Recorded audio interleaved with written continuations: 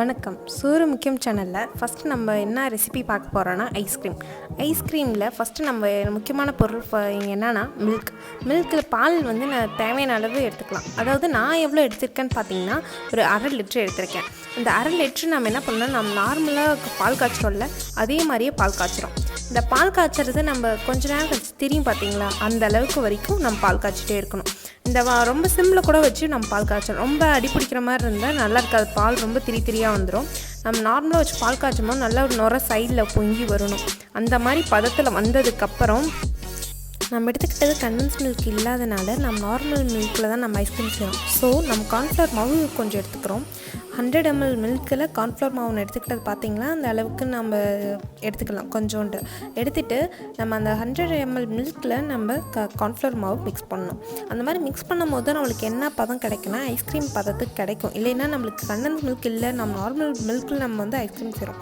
So நம்ம cornflour மாவு நல்லா அந்த மில்கில் வந்து ஸ்பூனில் நல்லா கரையிற வரைக்கும் மிக்ஸ் பண்ணிக்கணும். கார்ன்ஃப்ளவர் மாவு இப்போ நம்ம போட்டுட்டோம்ல, இந்த கார்ன்ஃப்ளவர் மாவு நம்ம எப்படி இருக்கணும்னா அந்த பாலில் கட்டியாக இருக்காத மாதிரி நம்ம நல்லா கரைச்சிக்கணும். கரைச்சிட்டு நம்ம காய்ச்சின பாலில் வந்து ஊற்றிட்டு அந்த பால் வந்து நம்ம இதுக்கு மேலே தான் கரண்டி எடுக்காமல் அடி பிடிச்சிரும் ஈஸியாக. ஏன்னா வந்து கார்ன்ஃப்ளவர் மாவு கலந்துட்டோம்ல, அதனால் கெட்டியாக வரதுனால நான் ரொம்ப நேரம் நம்ம கிளறிக்கிட்டே இருக்கணும். கிளறிட்டே இருக்கும்போது அந்த பதத்துக்கு நல்ல திக்னஸ் கிடைக்கும். அந்த பதத்தில் இருக்கும்போது நம்ம வந்து ஒரு கப் சுகர் வந்து ஆட் பண்ணணும். அந்த பாலுக்கு எவ்வளோ சுகர் கொஞ்சம் அதிகமாகவே சர்க்கரை எடுத்துக்கலாம். ஏன்னா நம்ம ஐஸ்கிரீம் வந்து ஃப்ரிட்ஜில் வச்சு எடுக்கிறதுனால கொஞ்சம் சுகர் அதிகமாக போட்டால் தான் கரெக்டாக இருக்கும். இப்போ லாக்டவுன் பீரியடில் வந்து நல்ல குழந்தைங்களாம் என்ன பண்ணுவாங்கன்னா ஏதோ டிஷ்ஷு ஏதோ ஸ்நாக்ஸ் இந்த மாதிரி ஏதோ அதிகம் கேட்பாங்க. இந்த மாதிரி டைமில் வீட்டில் இருக்க பொருள் வச்சு செய்கிறதுக்காக இந்த ஐஸ்கிரீம் வந்து ரொம்ப கரெக்டாக இருக்கும். இந்த லாக்டவுன் பீரியடில் நம்ம இப்போ ஐஸ்கிரீம் கடைக்கு போகணுன்னு நினச்சா கூட நம்மளால் போக முடியாது. வீட்டில் குழந்தைங்க ஐஸ்கிரீம் கேட்டால் நம்ம ஈஸியாக இந்த ரெசிப்பியை செஞ்சு கொடுக்கலாம். இப்போ இந்த சிம்மில் வச்சு இந்த பால் கிளறிட்டே இருக்கணும். இல்லைன்னு நீங்கள் மிஸ் பண்ணிட்டீங்கன்னா அந்த ஐஸ்கிரீம் பதம் மாறிடும். ஸோ நம்ம கரெக்டாக கிளறிட்டே இருக்கணும். இப்போ இந்த ஐஸ்கிரீமோட மெயின் இன்க்ரீடியன்ட் இப்போ தான் ஆட் பண்ண போகிறோம்.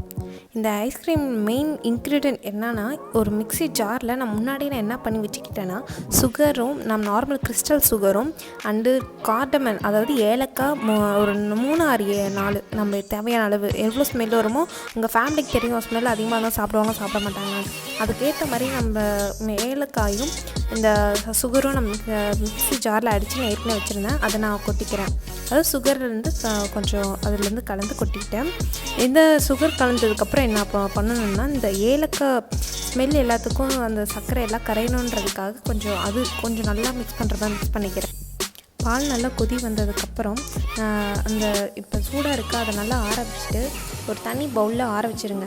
ஆற வச்சுட்டு நம்ம மிக்ஸி ஜாரில் அதை ஊற்றிட்டு அது எவ்வளோ தூரம் அடிக்கணும், ஏன்னா ஐஸ்கிரீம் பதத்துக்கு நம்ம வேணும்ல, அதனால் எவ்வளோ தூரம் அடிக்கணும்னா நல்லா ஃபோம் மாதிரி வரணும், அந்த அளவுக்கு நம்ம அடிச்சுக்கணும்.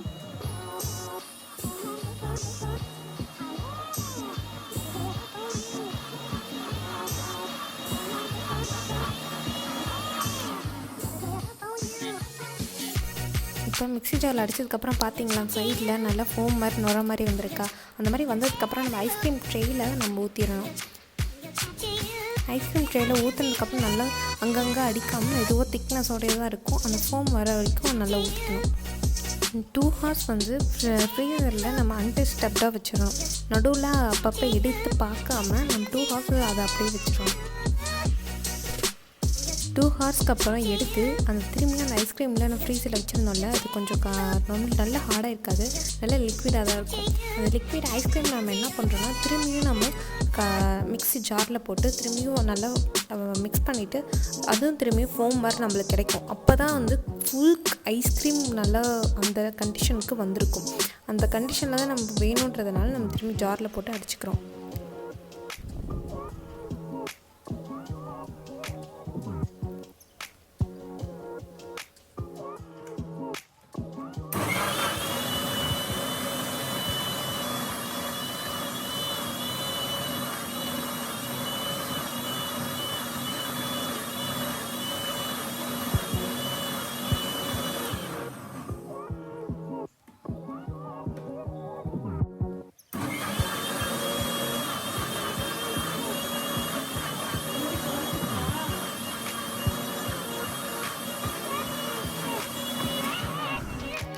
இப்போ வந்து செகண்ட் டைம் மிக்ஸியில் அடிச்சுட்டு திரும்ப வந்து ஐஸ்கிரீம் ட்ரேயில் நம்ம போர் பண்ணி ஊற்றிக்கிட்டோம்.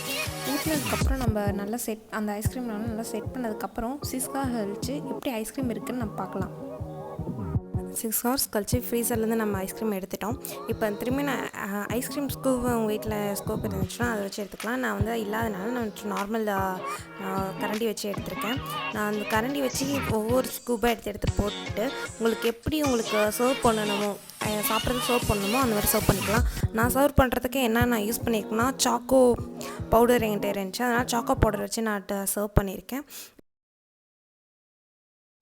தேங்க்ஸ் ஃபார் வாட்சிங் அவர் சேனல்.